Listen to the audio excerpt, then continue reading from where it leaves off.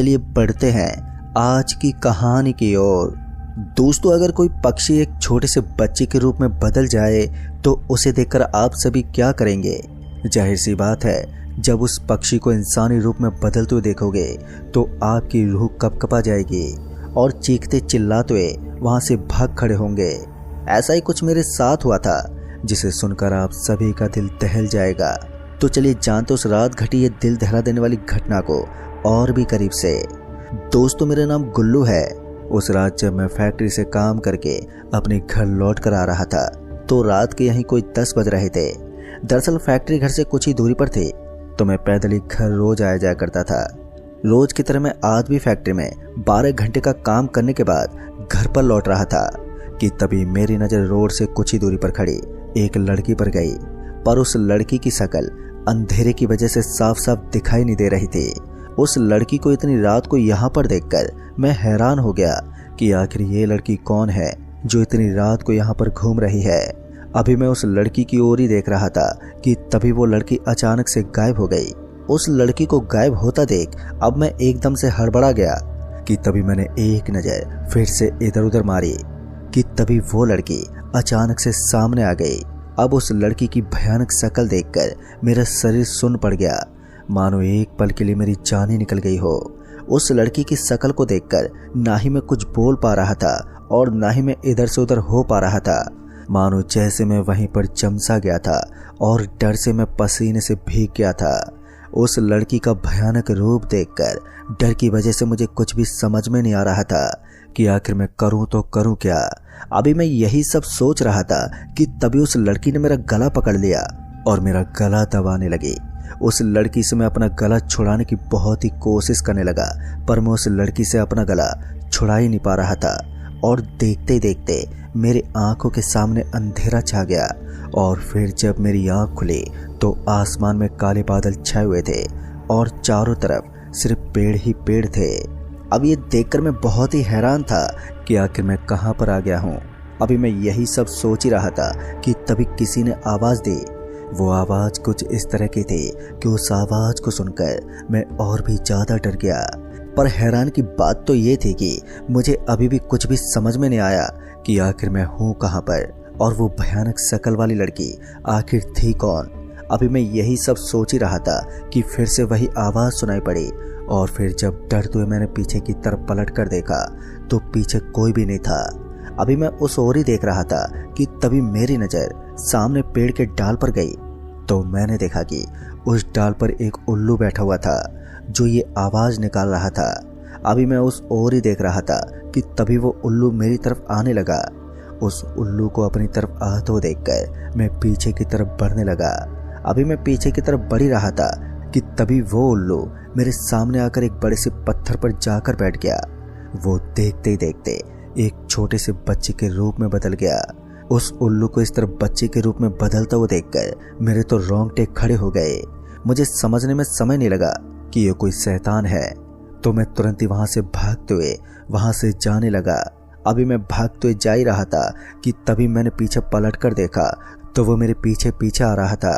अब ये देखकर मैं भागते जा रहा था कि तभी मेरा पैर पेड़ की जड़ से टकरा गया और मैं वहीं पर गिर पड़ा। और जैसे मैं उठकर भागने वाला था कि तभी वो बच्चा मेरे सामने आ गया। उसे सामने देखकर मुझे कुछ भी समझ में नहीं आ रहा था कि तभी उस बच्चे ने कहा कि मैं तुम्हें कुछ भी नहीं करूँगा, तुम डरो मत। अब मुझे इतना बोलकर वो बच्चा मुझे उठाने लगा, पर अभी भी मुझे उस बच्चे से डर लग रहा था। तो मैंने डरते उस बच्चे से पूछा कि आखिर तुम हो कौन जो तुम उल्लू से बच्चे के रूप में बदल गए। दोस्तों, मेरे इतना कहने पर उस बच्चे ने बताया कि उस रात मैं और मेरे मम्मी पापा गौरीगंज से लौटकर घर आ रहे थे कि तभी अचानक से कार बंद पड़ गई। कार जिस स्थान पर बंद पड़ी थी वहां दोनों तरफ जंगल था। हालांकि उस रोड पर वाहनों का आना जाना था और वहीं पे पापा कार को स्टार्ट करने की कोशिश भी कर रहे थे, पर कार स्टार्ट ही नहीं हो रही थी। तो पापा कार से नीचे उतरकर कार के बोनट को खोलकर चेक करने लगे। पापा कार के बोनट को खोलकर देख ही रहे थे कि तभी अचानक से मम्मी को क्या हो गया कि वो कार से उतरकर जंगल की ओर जाने लगी। मम्मी को जंगल की तरफ जाते हुए देखकर मैंने मम्मी को आवाज़ भी दी, पर ऐसा लग रहा था कि मम्मी मेरी आवाज़ सुन ही नहीं रही थी और मम्मी जंगल में जाने लगी। फिर मैंने पापा को आवाज़ दी, पर पापा भी मेरी आवाज़ नहीं सुन पा रहे थे। शायद कार के शीशे चारों तरफ से बंद होने की वजह से पापा को मेरी आवाज़ सुनाई नहीं दे पा रही थी। तो मैं कार से नीचे उतरकर पापा के पास गया। पापा ने मुझे कार से बाहर देखकर मुझसे कहा कि क्या हुआ बेटा, तुम बाहर क्यों आ गए? पापा के इतना कहने पर मैंने पापा को मम्मी की तरफ उंगली करके इशारा किया। पापा मम्मी को जंगल के अंदर जाते हुए देखकर जोर से आवाज़ देने लगे, पर मम्मी पापा की आवाज़ सुन ही नहीं रही थी।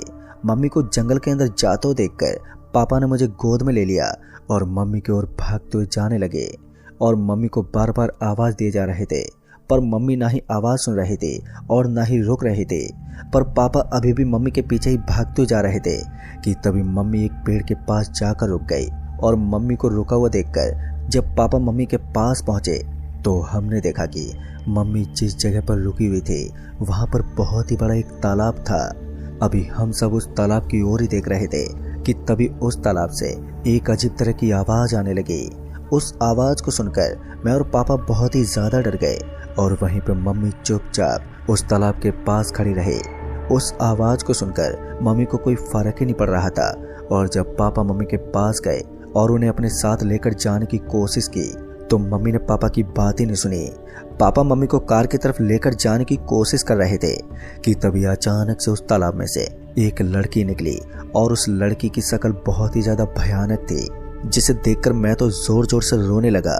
मुझे रोता हुआ देखकर पापा वहां से मुझे लेकर भागने की कोशिश करने लगे, पर पापा टस से मस नहीं हो पाए, मानो जैसे कि वहीं पर पापा के पैर जम गए हों। पापा ने बहुत ही कोशिश की पर पापा थोड़ा भी आगे नहीं बढ़ पाए कि तभी वो लड़की अचानक से सामने आ गई और हम दोनों को उस तालाब के अंदर जोर से धक्का दे दिया और साथ ही मम्मी को भी उस तालाब में गिरा दिया। देखते देखते हमारी आंखों के सामने अंधेरा छा गया और फिर जब हमारी आंखें खुली तो हम सभी इस जंगल में थे। अब ये देखकर हम सभी हैरान हो गए कि हम सभी कहाँ पर आ गए हैं। रात के अंधेरे में मुझे कुछ भी समझ में नहीं आ रहा था, तो हम सभी उस जंगल से निकलने की कोशिश करने लगे। अभी हम सभी जंगल से बाहर की ओर जा ही रहे थे कि तभी हमें एक रोशनी दिखाई पड़ी। उस रोशनी को देखकर जब हम उस गांव में पहुंचे तो गांव के अंदर सन्नाटा पसरा हुआ था। अभी हम गांव की तरफ ही बढ़ रहे थे कि तभी मेरी नज़र एक औरत पर गई जो हाथ में लालटेन लेकर जा रही थी। उस औरत को देखकर जब मैंने पापा को उस ओर देखने के लिए कहा तो मेरे इतना कहने पर जब पापा ने उस तरफ देखा तो पापा ने उस औरत को देखकर एकदम से आवाज़ दी। पर जैसी पापा ने आवाज़ दी कि तभी अचानक से वो औरत वहां से गायब हो गई। उस औरत को गायब होता हुआ देखकर हम सभी अब बहुत ही ज़्यादा डर गए। अभी हम सभी डरे सहमे उस औरत की ओर ही देख रहे थे कि तभी किसी की पीछे से आवाज़ सुनाई पड़ी। उस आवाज़ को सुनकर जब हम सभी ने पीछे की तरफ पलट कर देखा तो पीछे एक बूढ़ी औरत थी। अभी हम सभी उस बूढ़ी औरत को देख रहे थे कि तभी उस बूढ़ी औरत ने कहा कि यहाँ पर रहोगे तो उस औरत के हाथों मारे जाओगे। अब उस बूढ़ी औरत के इतना कहने पर हम सभी उस औरत के साथ जाने लगे। वो बूढ़ी औरत हमें एक पुराने से घर के अंदर लेकर चली गई और घर का दरवाजा बंद कर लिया। फिर जो उस बूढ़ी औरत ने बताया उसे सुनकर तो हम सभी के रोंगटे खड़े हो गए। दरअसल उस बूढ़ी औरत ने बताया कि ये एक डैन की दुनिया है। यहाँ जो एक बार आ जाता है वो कभी भी वापस नहीं जा पाता, क्योंकि अगली ही रात वो इंसान जानवर के रूप में बदल जाता है। अगर कोई भी एक बार जानवर या पक्षी बन गया तो फिर वो कभी भी इस दुनिया से बाहर नहीं जा सकता। अब उस बूढ़ी औरत की बात सुनकर पापा ने उस बूढ़ी औरत से कहा, अम्मा हम सभी यहाँ से कैसे निकल सकते हैं? पापा के इतना कहने पर उस बूढ़ी औरत ने बताया कि यहाँ से निकलने का सिर्फ एक ही रास्ता है जो इस गांव के किसी घर के अंदर है, पर यह हमें भी नहीं पता कि वो घर कौन सा है। पर उस घर के दरवाजे पर एक काली बिल्ली का चित्र बना होगा। अगर तुम्हें ऐसा घर दिखाई दे तो समझ जाना कि ये वही दरवाजा है जहाँ से तुम सभी निकल सकते हो। अभी वो बूढ़ी अम्मा इतना सब कुछ हमें बता ही रही थी कि घर के बाहर से आवाज़ आने लगी और जब पापा ने खिड़की से बाहर की ओर देखा तो सुबह हो गई थी और अब गांव के अंदर चहल पहल भी होने लगी थी। अभी पापा खिड़की के बाहर की ओर ही देख रहे थे कि तभी उस बूढ़ी औरत ने बताया कि ये सब अभी तुम्हें इंसानी रूप में दिख रहे हैं, रात होते ही सब जानवर या पक्षी के रूप में बदल जाते हैं। उस बूढ़ी औरत की बात सुनकर मम्मी ने उस बूढ़ी औरत से पूछा कि अम्मा, क्या आप भी जानवर के रूप में बदल जाती हैं रात होते ही? मम्मी के इतना कहने पर उस बूढ़ी औरत ने बताया कि हाँ, मैं एक चील के रूप में बदल जाती हूँ और सुबह के 4 बजे ही मैं इंसानी रूप में आ जाती हूँ। उस बूढ़ी औरत की बात सुनकर अब हम सभी लोग उस घर की तलाश करने के लिए निकल गए। पर सबसे हैरान की बात तो ये थी कि वहाँ पर सभी घर एक ही जैसे थे। हम सभी को उस घर की तलाश करते करते सुबह से शाम होने को हो गई थी, पर हमें वो घर नहीं दिखाई दिया। जैसे जैसे रात हो रही थी तो वैसे वैसे हमारे शरीर में एक अजीब सी खुजली होने लगी। हम उस घर को ढूंढ ढूंढ के थक गए थे, पर वो घर हमें कहीं नहीं मिला और देखते ही देखते हम सभी पक्षी के रूप में बदल गए।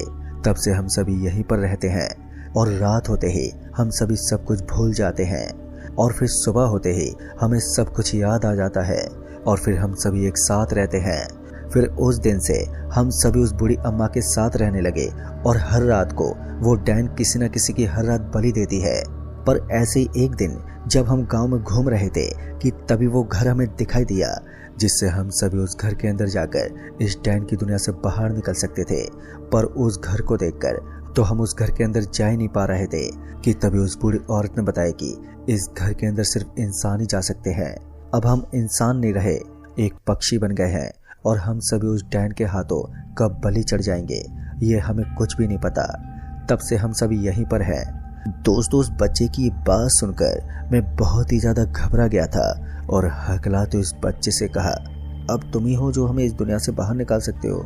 मेरे इतना कहने पर वो बच्चा मुझे उस बूढ़ी औरत के घर ले आया और उस बच्चे ने हमें उन सभी लोगों से मिलाया। फिर उस बच्चे ने उन सभी लोगों को मेरी सारी बात बताई। मेरी बात सुनकर उस बूढ़ी औरत ने कहा कि वहां पर अभी जाना ठीक नहीं है, क्योंकि वो डायन आज बहुत ही बड़ी तांत्रिक पूजा कर रही है जिसमें आज कई लोगों की बलि दी जाएगी।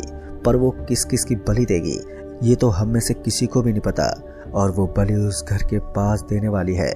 अब उस बूढ़ी औरत की बात सुनकर मैं और भी ज्यादा डर गया था कि तभी उस बूढ़ी औरत ने बताया कि जैसे ही दोपहर के 3 बजेंगे तो वैसे ही तुम यहाँ से निकलकर उस घर के पास जा सकते हो, क्योंकि उस वक्त गांव के सभी लोग वहीं पर इकट्ठा रहेंगे और वो डायन ध्यान मगन रहेगी। तब तुम वहां से निकलकर उस घर के अंदर जा सकते हो और वहां से निकलकर अपनी दुनिया में जा सकते हो। दोस्तों, उस बूढ़ी औरत के इतना कहने पर हम सभी उस वक्त का वेट करने लगे और जब दोपहर के 3 बजे तो हम सभी उस घर से निकलकर उस घर की तरफ जाने लगे। और फिर जब हम सभी उस जगह पर पहुंचे जहां पर वो डैन बलि देने वाली थी तो वहां पर बहुत ही सारे लोग जमा थे। फिर हम सभी लोग वहीं पर जाकर खड़े हो गए। अभी मैं वहीं पर खड़ा था तो उस बच्चे ने हमें इशारा करते हुए उस घर को दिखाया और उस घर को देखकर मैं हैरान हो गया, क्योंकि वो घर बहुत ही छोटा था, जैसे कि वो किसी छोटे जानवर का घर हो। तो मैंने उस बच्चे से कहा कि मैं इस छोटे से घर के अंदर कैसे जाऊंगा। मेरे इतना कहने पर उस बच्चे ने बताया कि जब तुम उस घर के दरवाजे के पास जाओगे तो वैसे ही तुम उस घर के साइज के हो जाओगे और तब तुम आराम से उस घर के अंदर जा सकते हो। अभी मैं उस छोटे से घर की ओर ही देख रहा था कि तभी किसी के चीखने की आवाज सुनाई पड़ी। जब मैं उस चीख को सुनकर उस ओर देखा तो उसे देखकर मेरी रूह कांप गई। दरअसल मैंने देखा कि उस डायन ने किसी आदमी का सर धड़ से अलग कर दिया और उस आदमी का खून चढ़ाने लगी। उस डायन की शक्ल बहुत ही ज्यादा भयानक थी। अभी मैं उस डायन की ओर ही देख रहा था कि तभी उस बूढ़ी औरत ने बताया कि जैसे ये औरत अपनी आंखें बंद करेगी तो वैसे ही यहाँ से जितने लोग खड़े हैं तो वैसे ही ये सभी लोग अपनी आंखें बंद कर लेंगे। सभी की आंखें बंद कर दे, तुम उस घर के अंदर चले जाना। और जैसे ही उस डायन ने अपनी आंखें बंद की तो वैसे ही वहां पर खड़े सभी लोग अपनी अपनी आंखें बंद कर लिए और कुछ अजीब सा बोलने लगे। दोस्तों, उन सभी की आंख बंद करते ही मैं उस घर के सामने आ गया और जैसे मैं उस घर के दरवाजे के सामने पहुंचा तो वैसे मैं छोटा हो गया और फिर उस दरवाजे को खोला। और जैसे मैंने उस दरवाजे को खोला तो वैसे एक रोशनी आई और फिर अचानक से वो रोशनी गायब हो गई। और जब मैंने सामने की ओर देखा तो मैं उसी स्थान पर था जहां पर वो डायन मिली थी। फिर मैं वहां से भागते हुए घर जा पहुंचा। अगर दोस्तों उस बच्चे ने और उन सभी लोगों ने मेरी मदद ना की होती तो शायद आज मैं जिंदा नहीं होता। दोस्तों, ये तो थी मेरी जिंदगी की सबसे खौफनाक रात जिसे मैं कभी नहीं भूल पाया और शायद ना कभी भूल पाऊंगा। तो दोस्तों इस कहानी में बस इतना ही। तब तक के लिए बाय एंड टेक केयर।